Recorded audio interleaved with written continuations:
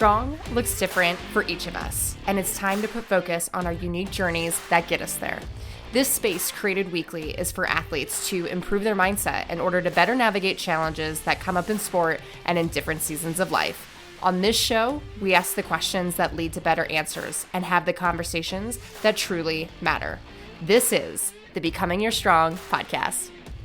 Hey, you guys, welcome back to another episode of the Becoming Your Strong podcast. This past weekend was the DEKA FIT here in Denver, and I am exhausted. It was like the longest weekend. Would I say it was ideal? What I was hoping for? What I wanted? Yeah. However, there was a lot of incredible things that happened, and I wanted to take this episode to just dedicate it to that, to what's going through my head, and hopefully allow for those of you that are still trying to process whether it was good, bad, ugly that happened this past weekend, just explain like where I'm at and what I've been able to process up until this point to help us all move forward together in a direction that keeps us progressing as not only athletes, but just as better human beings, because that's why we do sport, right? Is to be better ourselves. So I wanted to just take the time to just tell you where I'm at.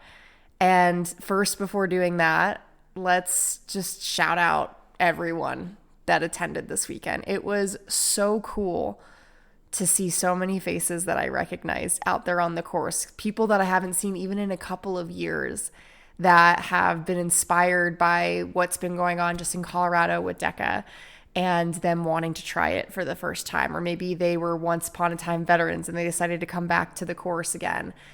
It was really it was so cool to see so many people celebrating fitness, earning their mark, pushing through those limitations that maybe they put on themselves and they're just breaking through that glass ceiling. I truly just want to thank you all for making my heart so happy in that way. This is, again, why I love to do this, why I love to be a coach of this sport, is everybody loves everybody and everyone's supporting everybody. And we all just want to see everyone win at the end of the day and push each other to do things that we didn't think were possible. And I think that's ultimately what this weekend was for all of us. So I just want to shout you all for just coming, attempting, trying. Some of you said I would never do more than one race in a day and got pulled into a team's race later that afternoon. And I just hope that you're able to look at this weekend at least with the lens of, wow, maybe I didn't get exactly what I was hoping for, but I got more and probably honestly what I needed. And that is basically what I would say highlights my weekend. What happened to me. So let's just start from the very beginning, because I've been very forthcoming and open with what's been going on in the last couple of months as far as things at work have really picked up. I have been trying to split my time between training for a half marathon and training for this DEKA FIT. I've had some unpredictable things in life that have thrown me off of what I would ideally wanted to be my training block and what I wanted it to look like. It's been tough. It's been different. Not necessarily in a bad way. It's just something that I'm adjusting to. And a couple months back when I signed up for this race and I found out that DEKA FIT was coming to Denver, I wanted to ruffle some feathers. I wanted to be a podium contender or someone that people watched out for, because this is not my event. Like, my event is on the opposite end of the spectrum. I am a strong specialist through and through, and I'm one of the best in the world at it. But when you throw me in a fit situation and now you're being put up against collegiate track stars and runners and all these things, like it's a different story. And while I do well for what I have a background in or lack thereof, it's not the event that I necessarily thrive in. And I wanted to change the story, not just for this event, but this year in general, around my perspective on myself and my ability to run and to do some of these harder running based events. I quite honestly am sick and tired of being run around in circles. Like, I hate going into races like doubting my ability, because I have this one weakness. And I always say, well, I'm not the runner. I don't have the running background.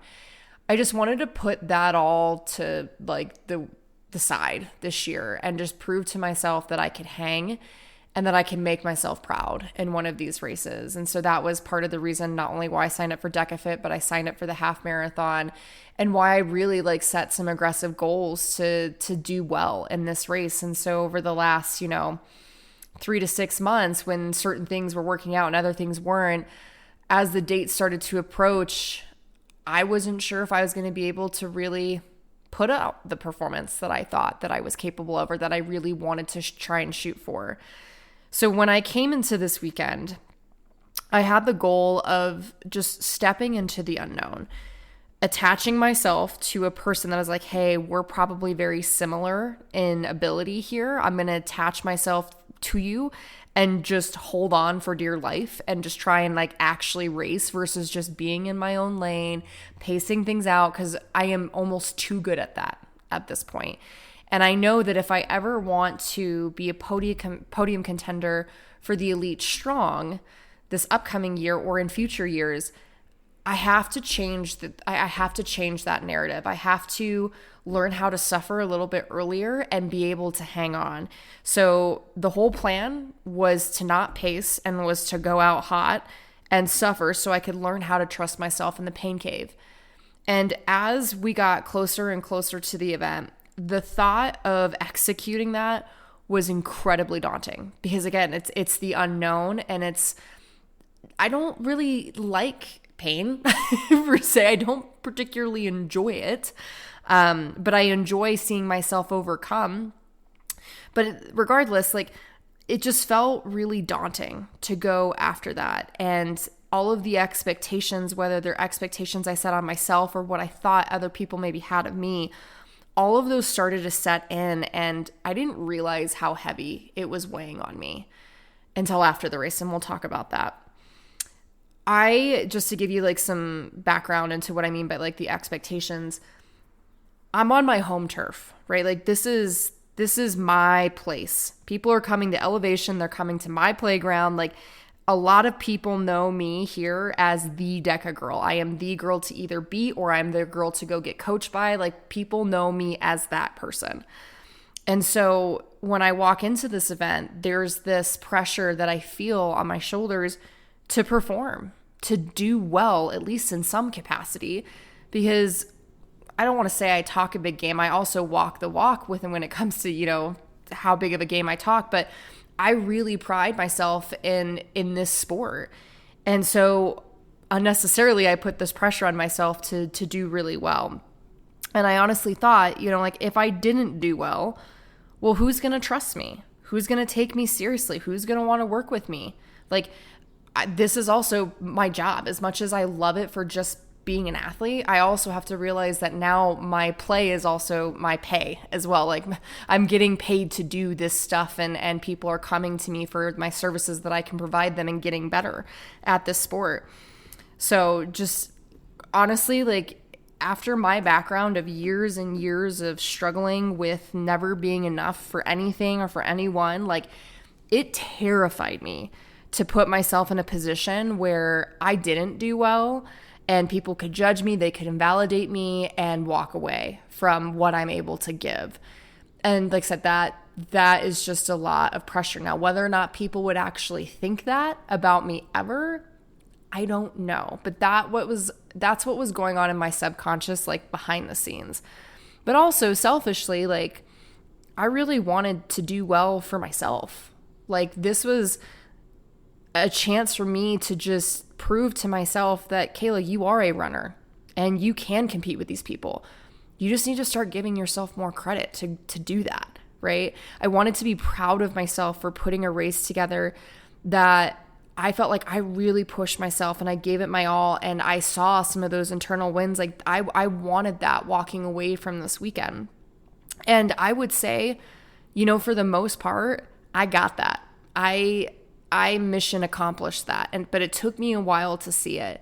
So in the hours or two leading up to the race, I guess I should say even into the day leading up to the race, the day before, TMI for those of you that are men that are listening, but Kayla started her cycle. And normally I'm really excited about this because I'm a monster when I'm on my cycle. Don't ask me why, but I am. And so I was thinking, sweet, this is fantastic. Well, this one didn't hit so well. I felt very like lethargic. I was extra pissy. Like I felt just fat and bloated and heavy, like going on the shakeout run on Friday just felt so yuck. And even like leading into my warm up when I went outside to just go like jog and run around, like part of it was hot outside. And of course, you're starting to get the adrenaline because you're getting ready to perform. So your heart rate's higher than normal, but like my body just did not feel like it had the whip. It was not wanting to do it. I felt ick.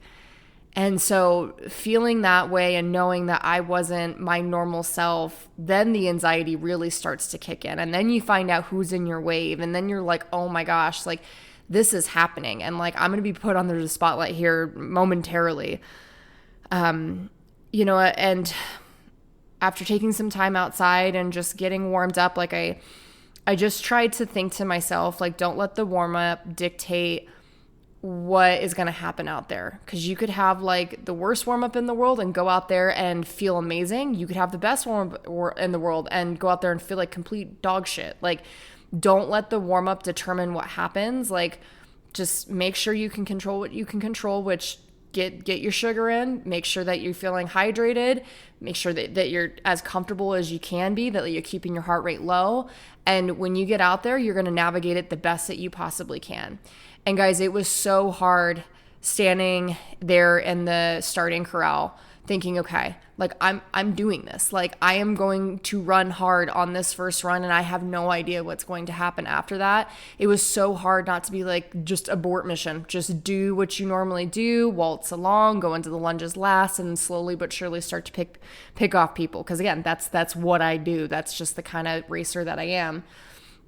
And so I just like closed my eyes as they were counting down from 5, and I said a little prayer to myself, and before we knew it, we were off. And guys, these girls freaking sprinted out of the starting corral. It was nuts. And so I knew that I wasn't going to go out that hot with them because, I mean, I'm talking like they were running close to team's pace. And I'm like, no, I will lose my legs immediately if I do this. So I stayed with the middle pack. I wasn't the back of the pack. I stayed with the middle, got into the lunges, still stayed in the middle of the pack. And after the lunges already, going out onto that run, feeling how elevated my heart rate was, how heavy my legs were, I was like, okay, I'm going to have to like really take it easy on the row because this is already not shaping up to be a good thing. And again, my attack plan outside of like finding the person I was going to attach myself to and just go for it was also to chill out on the stations a little bit because I'm so efficient there, and then really push the runs because that's 90% of this race is running. So if there's anywhere I can push myself, it's got to be there. So I get to the row, I take it fairly simple, get out, and I'm still feeling like, oh, this is just going to be brutal. Get to the box. I start to do my little springy box step overs. I'm already starting to feel tired by like halfway through the reps. So then I leave out the little springy hop and I just do the step up and overs with the tap. Like by the time that I got past the sit-ups, actually I was really excited to be at the sit-ups because like, yay, I get to lay down for once. But by the time that I got past the sit-ups, I wanted to quit so badly. I was in my head. All of the things like in my body were already aching. My heart rate was way high. And I was like, okay, I'm almost past, I would say, the hardest part, because I truly do think the first 5 stations are like mentally the hardest part, is get through that and then rip on the back half. And so again, like between stations 4 and 5, I remember looking at the corner, like where the water station was, and being like, I could just dip out over there, catch my breath, and then just like waltz off the course and just say, hey, I really wasn't feeling good. Like I couldn't do this today. And I remember telling myself, Kayla, this is what you asked for. This is why you came out here. You didn't come out here for an easy race. Yes, of course, you want to be with the front pack. Yes, of course, it would feel good to win. Yes, of course, it would feel good to feel good right now. But it doesn't. And what a gift.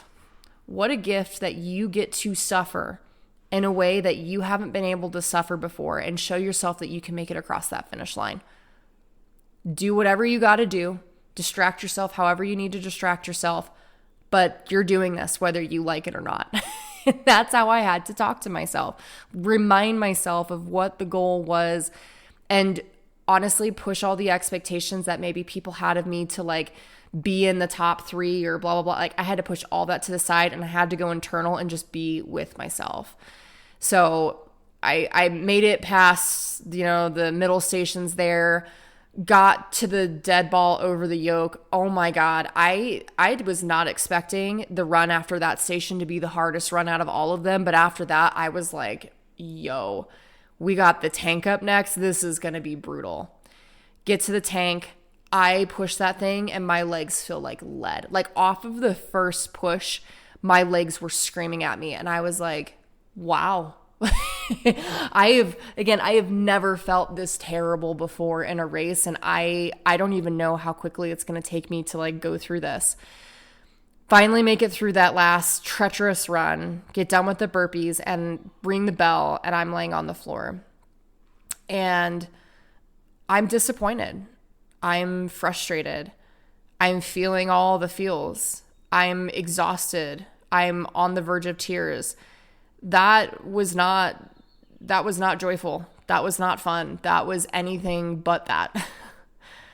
And I do this stuff to also find joy, to go to that place, to find my flow.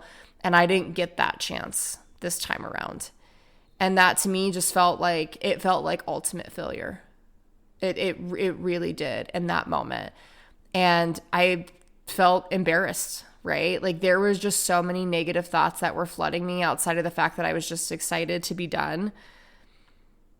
And I had to sit with that. And after I got done, I remember taking my boyfriend outside and was like, can we just go sit outside? Like, I just need to get out of here for a second. I need to rehydrate, refuel up. I have one more race to go. I need to just get in a better headspace. And I looked at my time and I saw the splits, and my time was like 50 seconds slower than what I did in Austin. And I had not put nearly as intense of a training block, or I shouldn't even say intense, but I didn't put as an intentional of a training block as I did for this last one. I didn't run nearly as much, but I did approach the race differently in Austin, right? I was at sea level in Austin, right? Like there were so many different variables that like you can't really compare. As much as like you could say like, oh, well, the course is the same. Like you should be able to compare. Like different days are going to bring about different challenges. And I had to remember that. But I was just looking at the time and again, just feeling defeated and just being upset that once again, I was not able to keep up with the whole running situation. And after talking through things with my boyfriend and talking through things with just other people and honestly just myself, here are some of my biggest reflections that I want to share with y'all that I hope really resonate, especially if you found yourself having the sort of race that I did. The first thing is that being proud is a perspective. It truly is and I know that might sound interesting or different or weird or duh for that matter, but being proud is a perspective. You get to choose whether or not you choose that perspective of yourself or not. Like it's plain and simple. And I could sit there and I could look at all the things that didn't happen that weren't ideal. Or I could look at the fact that I just fought for my life in a way that I hadn't fought for my life in any sort of race before. Wanting to quit, wanting to throw in the towel so bad. And I didn't. And I still overall, in comparison to the 12 to 15 women, still took 6th and still felt like I pushed the runs harder than I've ever pushed before and walked away as a different sort of racer, the racer that went for it and just chose to not give in. That is something worth being proud of. Like, I knew this year was not going to be easy. In fact, this might be one of those years where I have to eat a lot of shit before I finally get to eat the cake. Because I have to go through this. I have to learn the lessons. I have to be able to push through those moments to build the character, to build the armor, to get to where it is that I want to go. And whether or not it felt like it, I am a hell of a lot closer to doing that because of the race that I had this weekend. So just remember that like being proud is only your perspective. You get to choose it. So choose wisely of what it is that you want to see of yourself. The other thing that I want to share is, and I think I've already shared this once or twice already, is you don't always get the race that you want, but you will always get the race that you need. I would have loved to have gone out and felt good throughout majority of the race and then kick it into gear and do what was always comfortable, right? Like pick off people and have fun in that way. I would have loved that. But that's still falling into the same exact habits, the same exact character, the same exact Kayla that I've always been. And if I really want to see something different, sometimes I can't get what I want. I have to get what I need. And so the universe this weekend came around and it provided for me. It gave me, hey, you're going to feel like crap. Hey, you're going to doubt yourself. Hey, you're going to feel this pressure. Hey, XYZ. Deal with it. Figure it out. If you really want this, if you really want to feel proud of yourself, trust yourself, believe in yourself, if you really want to one day achieve things that you never thought that you could in the sport, here it is.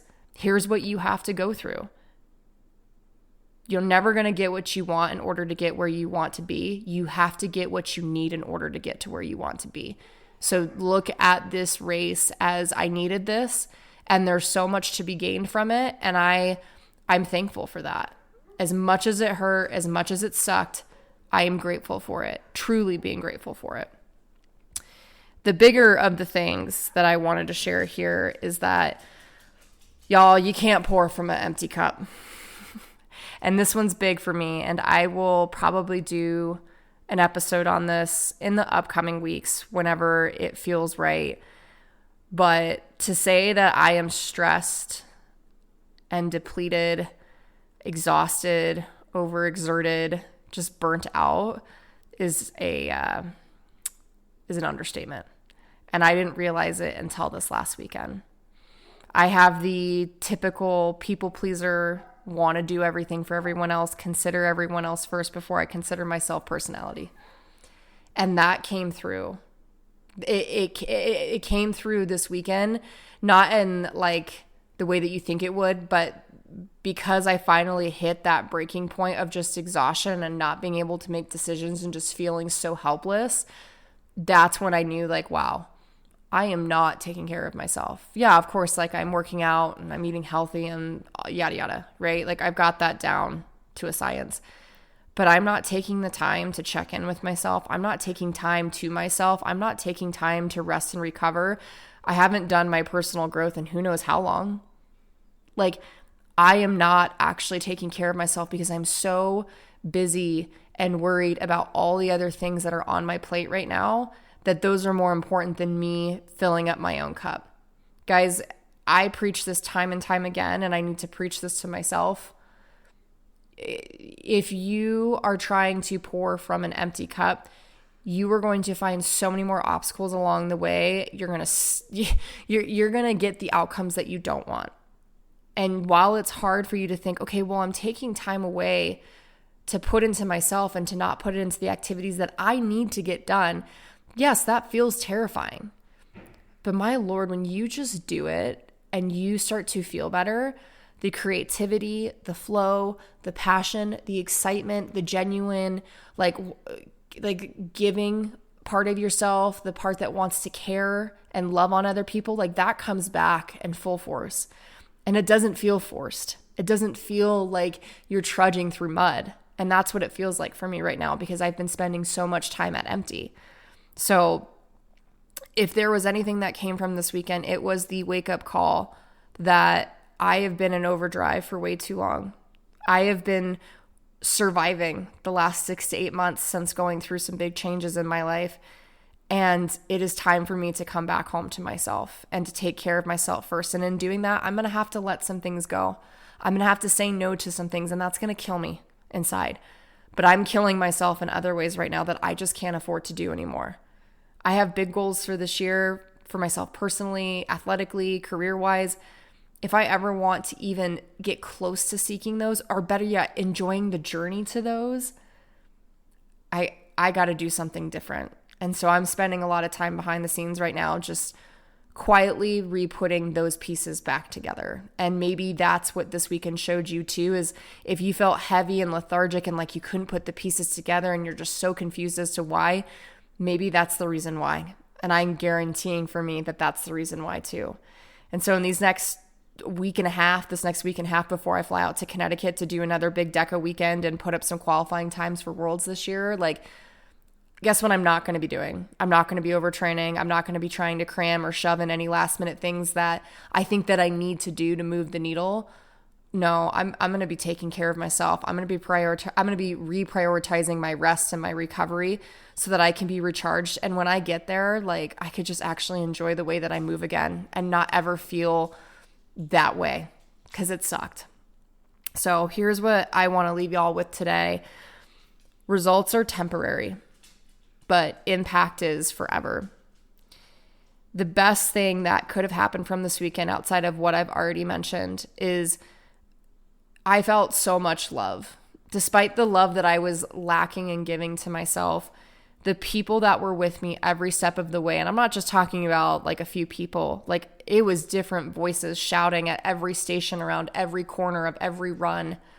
People that were behind me every single step of the way. People that were coming up to me at the event nonstop, wanting to take pictures with me, telling about how much this podcast has meant to them, just the way that I show up and how I've inspired them and to show up differently for themselves. Like, guys, the results are one thing. Like, I could sit there and be like poo-poo about that, but like, look at the bigger picture. Maybe the whole point of me doing this is never to be the best athlete in the sport. Maybe the point of me doing it is to inspire other people to get off the couch and remember that they are the most important things in their lives. Maybe that's what it is. Maybe that's why I'm here. And why not lean into that? Why not love that? Why not be so excited about the fact that I am doing that and I am doing that part of my life very, very well? So many of my girls had so much fun this weekend. I've coached them to the point where now they're believing in themselves and they're seeing 4-minute plus PRs in their races. Like, multiple of my girls came up to me and be like, oh my gosh, like this happened, like insane stuff. And I'm a part of that. So while I might not be getting the result that I ideally wanted for myself, that's not the point. I'm probably sitting here jiggling on a door that's never going to open for me, because that's not my door. My door is to continue to inspire and impact, and that's more than enough. So what is your door that you need to be walking through right now? What is the perspective change that you need to make in order to walk through that right door? I'm not sure what that answer is for you, and I'm slowly but surely starting to figure it out for me. But again, hopefully these words that I'm sharing with you today will get you just a little step closer to that. Thank you guys so much for showing up for you today. And again, share this with friends, family, anyone that needs to hear this. I appreciate and love you all on the other side of the microphone that are going through it with me and just taking it one step at a time to be better every single day. I don't know what's to come, but I feel confident that we are on the right track. And if you guys need anything at all, want me to share some perspective on some things that you're feeling too on the podcast, happy to do so. Just reach out and send me a message. All right, you guys, have a great week, and I'll see you guys next time for another episode of Becoming a Strong. See you then.